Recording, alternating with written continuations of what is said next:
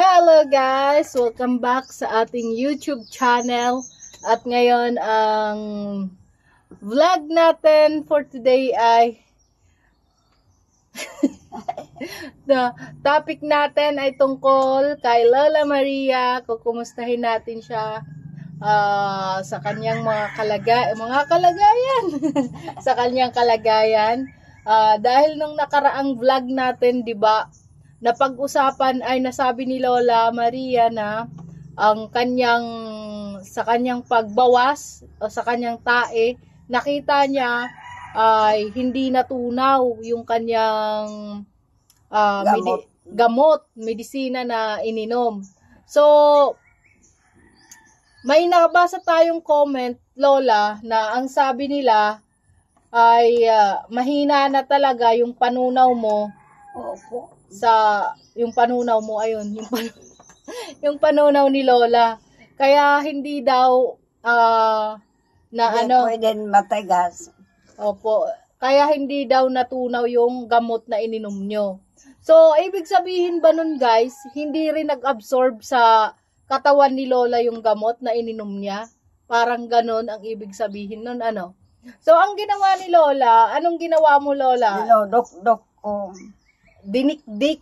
Oo. Ayan. Kasi naada ko ang kutsara.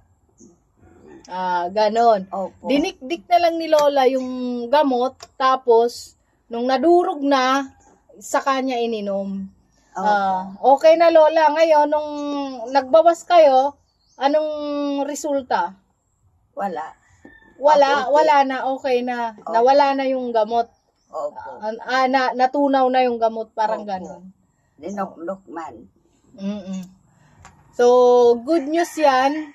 Dahil, okay na yung ano ni Lola, siguro nag-absorb na yung gamot na iniinom niya. Kasi napakaraming gamot guys, yung iniinom ni Lola, yung mga maintenance niya, vitamins, tapos may iniinom pa siya para sa kanyang UTI.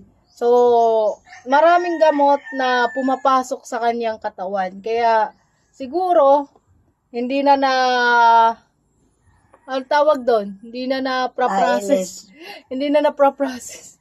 Hindi na natutunaw yung ibang gamot ni Lola. Lalo na yung malalaking gamot na iniinom niya. So, ayun lang yung update natin kay Lola. At ngayon, kung makikita nyo si Lola, mula nung uminom na naman siya ng Ensure ay lumakas siya. At tapos, ngayon,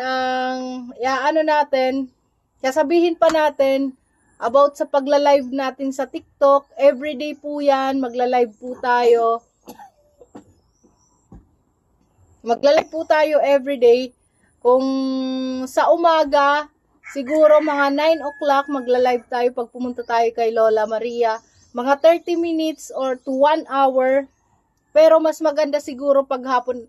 I-comment nyo nga guys kung ano yung magandang mag-live sa umaga or sa hapon. Pero kanina, nag-try kaming mag-live sa hapon, ay maraming viewers. Maraming nag-share. Marami tayong viewers na... About hapon. Opo. Maraming viewers ang nakakakita ng live natin, kaya marami ang nag-share. Kasi nung umaga, nag-live kami, parang nasa 100 plus lang, umabot lang tayo ng 200 plus na viewers.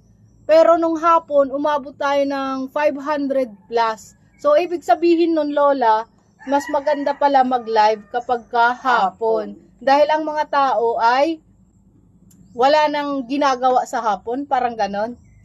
Hindi na busy. Pumapasok man na opisina. Sa umaga, pumapasok sila sa opisina. Opo. So, pag nandun na sila sa opisina, Diyan na. doon na, nanonood na sila. Opo. Hindi na sila nagtatrabaho. Joke lang yun guys. So, dati kasi, share ko lang sa inyo, nagtrabaho din ako sa opisina, pero kasi kapag wala namang client, pwede ka naman, dahil computer naman ang hinawakan natin. So, pag walang client, ay pwede ka naman mag-browse ng mga kung ano-ano. Nanonood nga ako lagi sa YouTube dati, kasi uso pa yon dati ang YouTube. Pero ngayon, na lumabas na ang TikTok, ay preferred na yata ng mga tao ang TikTok dahil unang-una sabi nila hindi daw malaki ang data na nakakain sa mga load nila. Kaya mas maganda daw ang TikTok kaysa sa YouTube. Oo nga naman kasi gaganon-ganon ka lang, mag-browse-browse ka lang, kung ano yung trending, yun lang makikita mo. At mabilis kang sumikat. Yun yung napansin ko, mabilis sumikat sa TikTok kaysa sa ibang platform. Opo. So, ngayon nga, kasi yung iba lola, nahihila natin sa YouTube, pero karamihan talaga ayaw mag-YouTube dahil unang-una daw, hindi na sila sanay sa YouTube. Mas okay na lang daw sa TikTok. Ang problema naman sa TikTok, hindi naman tayo kumikita kapag hindi tayo mag-live. Kaya gaya kanina, nagla-live tayo, nagsisend sila ng mga regalo sa atin. So, yung mga regalo ngayon, guys, samahan nyo ulit kami. Magla-live kami hanggat hindi pa nakukumpleto. Hapon.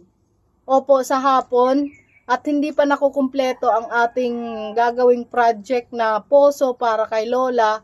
Poso or bumba. Bumba, ganun. Para kay Lola. Dahil yun ang ginagawa natin, kaya nagla-live tayo. Kahit hindi tayo sanay mag-live, magla-live tayo sa TikTok. Sana ay suportahan nyo kami. Samahan nyo kami kung magbabagsak kayo ng mga regalo para sa karagdagang budget natin para sa bomba ni Lola ay mas okay. Pero kung wala naman guys, ay okay lang din. Pwede kayong makinood, makishare. Malaking bagay na yon para sa amin ni Lola. Dahil kung mag-share kayo ng ating live sa TikTok ay makakadagdag ng views at baka mapansin tayo ng mga nagpapabagsak ng layon. O di ba? Pag nagpabagsak ng layon, may nabasa ako kanina sa TikTok na kahit 2 layon lang daw ang ibagsak Lola ay pwede na tayong magkaroon ng Wala na problema. Masusolve na ang problema natin. Opo. So, yun nga guys, sana ay samahan nyo kami ni Lola. At sana guys, yung mga nanonood dito sa ating YouTube, sana ay hindi kayo magsawa at wag nyong i-skip ang ads dahil sa ads, dun tayo nagkakaroon ng income. Bawa kayo sa akin. Magkakaroon tayo ng income at yung maiipon natin doon. Alam nyo guys, kung magkano yung naipon pa lang natin sa YouTube, napakababa. Napakababa pa guys. Sana ay mag $100. Pag nag $100 na yun guys, ay pwede na natin i-withdraw. At pag na-convert natin yan sa peso, parang 6,000 na yan Lola. Kasi yung palitan ngayon, opo, pag $100, palitan ngayon kasi 58 point something sa dollar Lola. Kasi yung sweldo natin sa YouTube ay dollar. Kapag na-reach natin ang $100, ipapadala na yon ni YouTube sa atin para yun yung sweldo natin monthly na ay papadala niya. So, pag pag nag $200, $500, madami yon. Salamat. Malaki-laking pera yon para sa atin at para matustusan natin ang lahat ng pangangailangan niya. Yung problema na lang daw ni Lola talaga iisa ang magkaroon siya ng sarili niyang bomba dito, sarili niyang tubig. Kaya guys, pakiusap namin sa inyo, yung mga kahit wala kayong ibagsak na mga regalo, basta manood kayo ng live natin, mag-comment kayo guys, i-like nyo, i-share nyo yung live, baka tawag dito, yung makapanood, yung mga nagbabagsak ng mga malalaking regalo, ay mabigyan tayo ng malaking regalo at maumpisahan na natin ang ating project na poso ni Lola Maria. So, yun lang guys. Thank you so much sa inyo. At sana ay huwag kayong magsasawa sa amin ni Lola Maria. Hanggang sa muli. Hanggang Salamat. bukas. Bye-bye. Bye-bye.